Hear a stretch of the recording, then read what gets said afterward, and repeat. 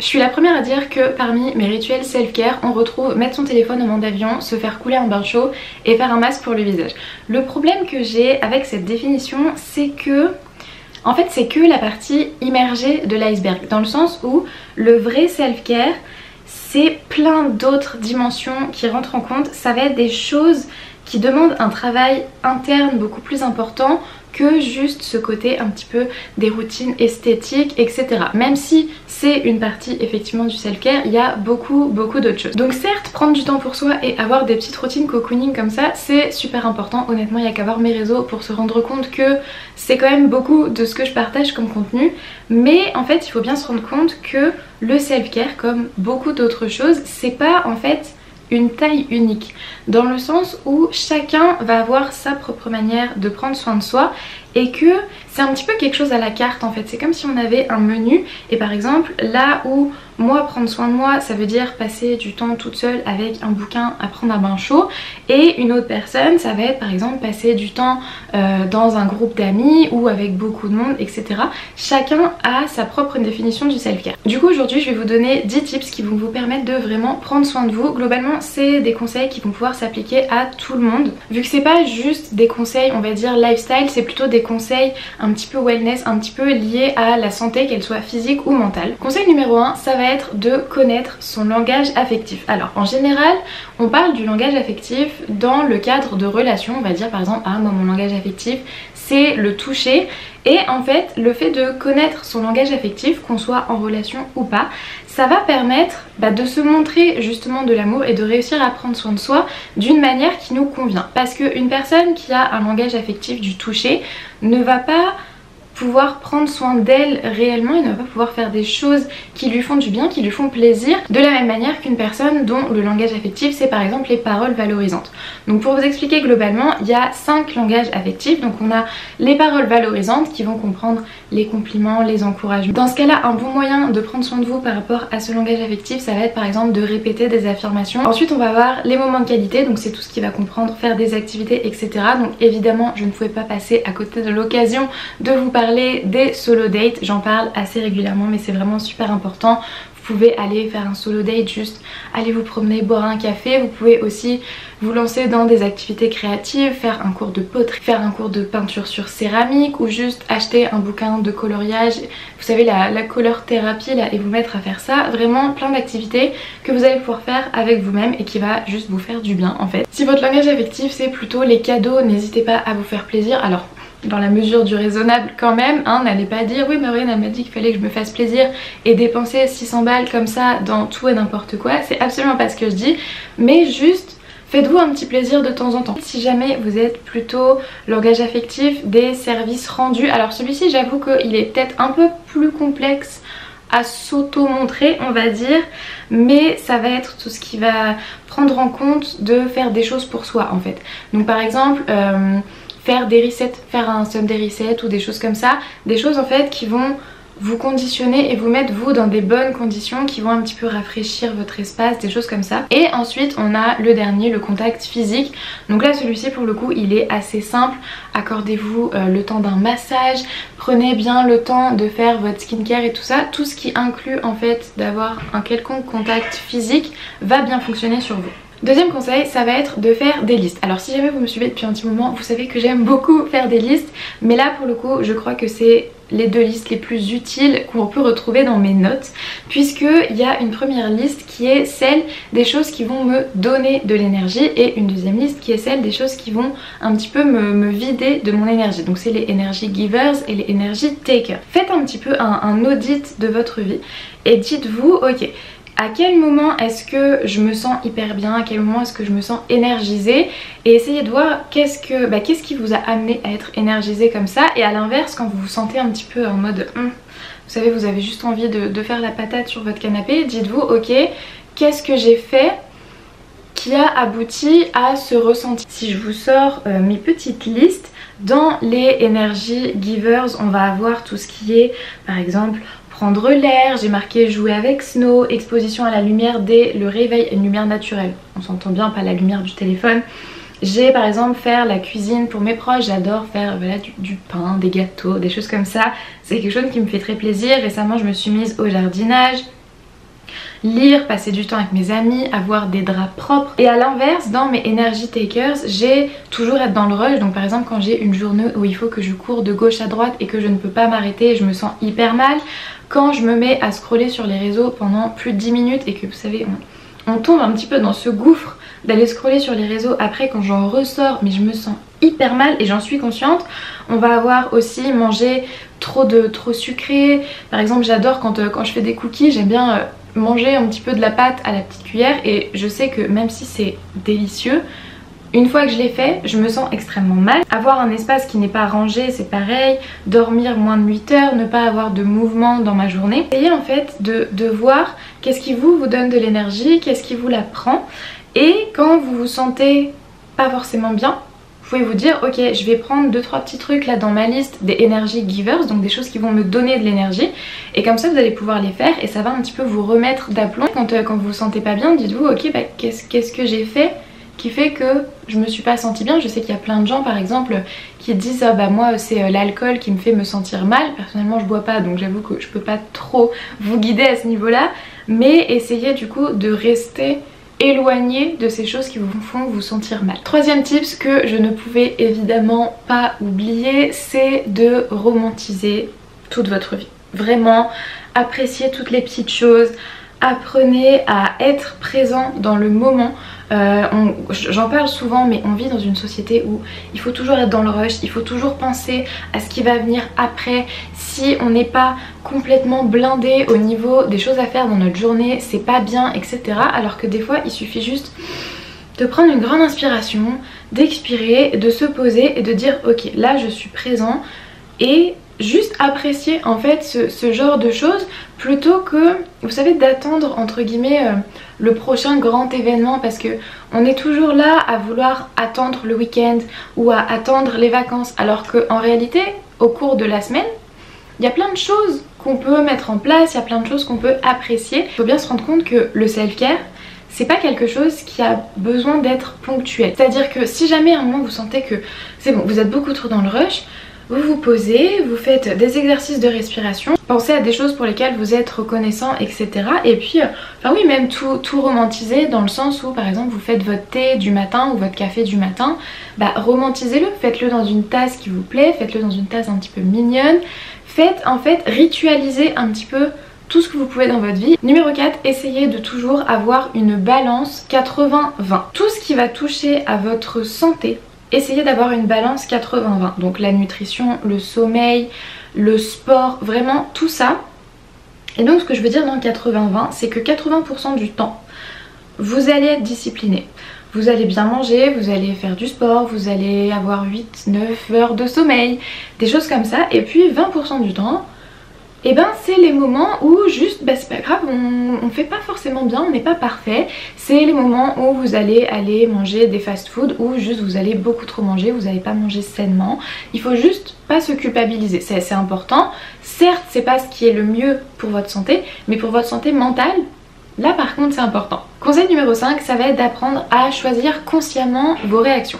Ce que je veux dire par là, c'est qu'on a tous des réactions naturelles en fonction de notre caractère, mais des fois c'est pas forcément des réactions qui nous sont bénéfiques. Et ça implique aussi de changer un petit peu notre perspective sur les choses. Par exemple, vous arrivez, vous devez prendre un métro, et vous vous rendez compte que pour une raison ou pour une autre, le métro est en panne, il n'avance plus, la station est fermée, peu importe. Bon.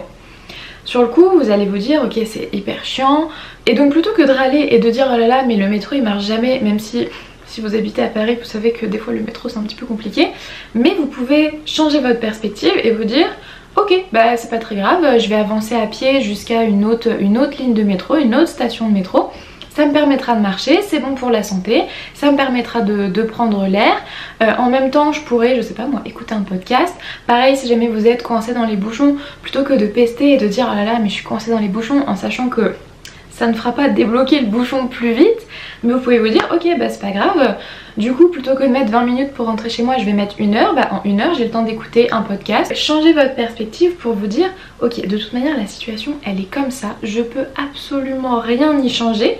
Par contre ce que je peux faire c'est y réagir d'une certaine manière pour que ça me soit bénéfique. Tips numéro 6, alors ça j'en parle assez régulièrement sur toutes mes plateformes, ça va être d'apprendre à vous aligner sur la meilleure version de vous-même. Donc l'idée c'est que vous allez vous poser. Vous allez prendre un papier, un crayon ou même vos notes ou peu importe et vous allez vous dire ok, à quoi ressemble la meilleure version de moi-même? C'est-à-dire que si vous pouviez déjà être dans une version de vous-même qui a déjà atteint tous ses objectifs, qui a déjà tout réussi ce qu'elle voulait réussir. Demandez-vous, comme je vous ai dit, quelles sont ses routines, quelles sont ses habitudes, à quoi ressemble son entourage. Vous pouvez même décrire une journée type, genre à quoi ressemble une journée dans sa semaine, à quoi ressemble une journée dans son week-end, vous voyez, des choses comme ça. Et ensuite vous allez vous poser et vous allez dire ok, quelles sont les différences avec ma vie actuelle? Par exemple, si la meilleure version de vous-même, elle a pour habitude, je sais pas moi, d'aller faire un cours de pilates tous les samedis matins. Mais que vous, vos samedis matins, ils commencent à 14 h parce que le vendredi soir, vous avez fait le choix de sortir, de... peu importe. Vous allez vous dire, ok, il va falloir qu'à un moment, je m'aligne sur la meilleure version de moi-même. Et donc, il va falloir que vous fassiez des choix. C'est-à-dire que pour vous aligner à cette meilleure version de vous-même, il va falloir que vous commenciez à vous coucher plus tôt le vendredi soir, il va falloir que vous mettiez un réveil le samedi, il va falloir que vous bookiez le cours de pilates, il va falloir que vous alliez au pilates. Et en fait, en vous demandant comme ça, ok, quelles sont les habitudes de la meilleure version de moi-même et quelles sont mes habitudes, vous allez pouvoir adapter vos habitudes actuelles pour qu'elles aillent matcher celles de la meilleure version de vous-même. C'est-à-dire que vous allez, encore une fois, consciemment prendre la décision, faire le choix de changer vos habitudes pour qu'elles aillent s'aligner à celle d'une version plus évoluée entre guillemets de vous-même. Conseil numéro 7, et là ça va reprendre un petit peu ce que je vous ai dit au début, ça va être de faire un petit peu vos routines à la carte. Ce que je veux dire par là, c'est que comme je vous ai expliqué, le self-care c'est pas quelque chose qui est universel, c'est-à-dire que chacun va avoir sa propre méthode de self-care et je parle souvent de l'importance des routines et effectivement c'est important, mais des fois en fait vous pouvez avoir juste des petites alternatives on va dire dans vos routines qui vont faire que chaque routine en fait va être vraiment adaptée à vos besoins du moment, à vos besoins du jour. Je vous donne un exemple. Dans la morning routine, si admettons votre truc c'est prendre votre petit déj, boire votre thé, aller faire du sport. Prendre votre petit déj, vous allez avoir un choix. Vous allez vous dire est-ce que je veux un petit déj salé, est-ce que je veux un petit déj sucré. Essayez de choisir le petit déj salé 80% du temps, mais quand vous avez envie d'un petit déj sucré, 20% du temps vous pouvez, il n'y a pas de souci. Donc posez-vous la question. Pareil pour, admettons, vous prenez votre thé, ok, est-ce que ce matin j'ai plus besoin de quelque chose d'un peu de corsé, donc plutôt du thé noir? Est-ce que je vais avoir besoin d'un truc un peu plus doux, plutôt du thé vert? Est-ce que j'ai carrément pas besoin d'un coup de boost et du coup je peux me tourner vers une infusion? Est-ce que j'ai besoin par exemple d'un petit coup de boost au niveau de ma digestion, du coup je vais privilégier l'amande poivrée? Ou est-ce que je veux avoir quelque chose d'un petit peu anti-inflammatoire et du coup je vais me tourner vers du curcuma, vous voyez. Et après le dernier truc c'était donc aller faire du sport. Est-ce que aujourd'hui je sens que j'ai beaucoup d'énergie et du coup je peux aller, je sais pas moi, courir, ou je peux aller faire une séance de muscu un petit peu intense, ou est-ce que je sens que j'ai besoin d'un peu plus de douceur, j'ai besoin de quelque chose qui va me recentrer un petit peu plus. Et donc je vais me tourner plutôt par exemple vers du pilates ou vers du yoga ou même vers une séance de muscu, mais beaucoup. Et en fait l'idée ça va être vraiment de vous adapter en fonction de ce que vous avez besoin. Et c'est là aussi que votre liste des energy givers et energy takers elle va être hyper intéressante, parce que vous allez en fait pouvoir adapter dans vos routines et vous dire ok, ce matin je me suis réveillée, j'étais pas en grande forme, quelle energy givers est-ce que je peux incorporer dans ma routine pour me sentir mieux. Et pareil pour votre evening routine, à la fin de la journée, posez-vous la question de qu'est-ce que vous avez besoin. Est-ce qu'il vous faut une evening routine vraiment très calme, où vous allez vraiment prendre le temps d'avoir vos petits rituels self-care, genre prendre un bain et tout ça, ou est-ce que vous avez qu'une envie, c'est d'aller vous coucher et du coup vous allez avoir une evening routine beaucoup plus minimaliste où juste vous allez faire votre skincare et vous allez vous mettre dans votre lit et c'est complètement ok. Est-ce que vous allez préférer faire du journaling en vous disant ok aujourd'hui j'ai besoin de vider un petit peu mon sac, donc vous allez faire du journaling, ou est-ce que vous allez avoir besoin de quelque chose pour vous calmer et dans ce cas vous allez peut-être vous tourner vers la méditation. Mais vraiment essayez d'adapter vos routines en fonction de vos besoins du moment. Surtout nous en tant que femmes, en fonction de notre cycle, on n'a pas du tout besoin des mêmes choses, que ce soit au niveau mouvement, au niveau nutrition, on n'a pas forcément besoin des mêmes choses non plus. Et donc c'est vraiment intéressant de s'adapter un petit peu en fonction de nos besoins et de notre type. Numéro 8, ça va être d'avoir sa dose quotidienne. Alors ce que j'appelle la dose quotidienne, c'est que si vous prenez les 4 lettres du mot dose, vous pouvez avoir les 4 hormones du bonheur, donc la dopamine, l'ocytocine, la sérotonine et les endorphines. Et en fait, le fait d'avoir des petits shots de ces 4 hormones du bonheur, particulièrement le matin mais aussi tout au long de votre journée, vous allez voir que ça va vous mettre dans un mood mais absolument incroyable. Et je crois que de toutes les pratiques self-care là dont je vous ai parlé, celle-ci c'est celle qui fait la plus grande des différences. C'est que là en fait vous pouvez vous dire ok, ce matin j'ai besoin d'un petit shot de dopamine. Alors qu'est-ce que je vais faire? Est-ce que je vais faire une to-do list et du coup je vais trouver ça hyper satisfaisant de pouvoir aller la ticker? Est-ce que je vais pratiquer la gratitude? Est-ce que je vais apprécier une petite victoire là qui s'est passée il y a quelques jours? Ensuite pour l'ocytocine, est-ce que vous allez préférer avoir un contact physique avec quelqu'un? Est-ce que vous allez vouloir faire des câlins à quelqu'un? Est-ce que vous allez vouloir...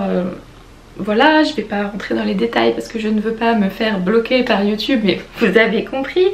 Est-ce que vous allez vouloir aller papouiller un animal? Au niveau de la sérotonine, est-ce que vous allez préférer la lumière naturelle? Est-ce que vous allez préférer de faire de la méditation? Est-ce que vous allez préférer faire du yoga? Est-ce que vous allez vouloir aller faire une petite balade en pleine nature? Pour les endorphines, ça va être tout ce qui va être mouvement, rire, le chocolat.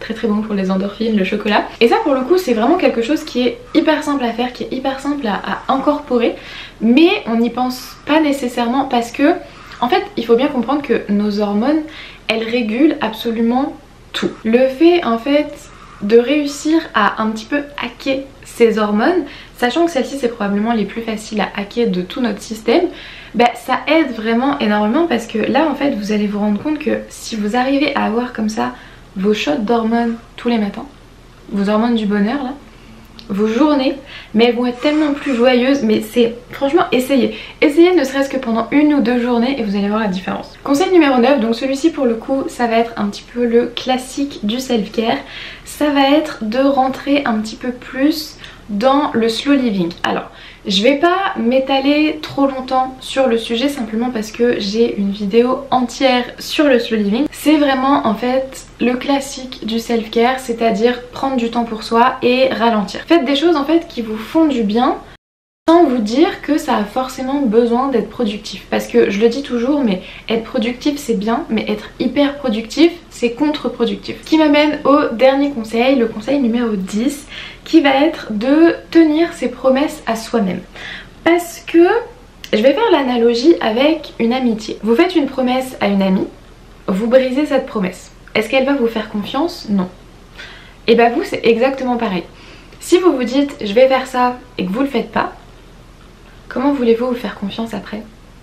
Comment voulez-vous vous faire confiance après? C'est juste pas possible. Vous pouvez pas en fait être là et vous dire oui non mais bon, de toute manière enfin je suis là c'est pas très grave. Ben non. Vous dites que vous allez faire quelque chose, faites-le. Si vous dites que vous allez justement commencer à rentrer dans le vrai self-care et à vraiment prendre soin de vous, faites-le. Si vous dites que demain vous allez aller faire du sport, faites-le. Parce que à chaque fois que vous ne tenez pas une promesse à vous-même, vous indiquez littéralement à tout, à votre corps, à votre état d'esprit, à absolument tout, que c'est pas très important de toute manière, donc à quoi bon en prendre soin? Donc vraiment quand vous dites que vous allez faire quelque chose, faites-le. Ça nous amène à la fin de la vidéo, j'espère qu'elle vous aura plu. N'hésitez pas à mettre en commentaire quel est le tips qui vous a le plus intéressé ou sur lequel vous voulez le plus vous concentrer. Si jamais vous aimez ce genre de contenu un petit peu wellness, glow up, etc. n'hésitez pas à mettre un pouce en l'air et à vous abonner. Je poste toutes les semaines sur le sujet, soit comme ça sous forme de vidéo un petit peu podcast, soit sous forme de vlog. En attendant moi je vous fais des gros bisous et on se retrouve dans une prochaine vidéo. Bye!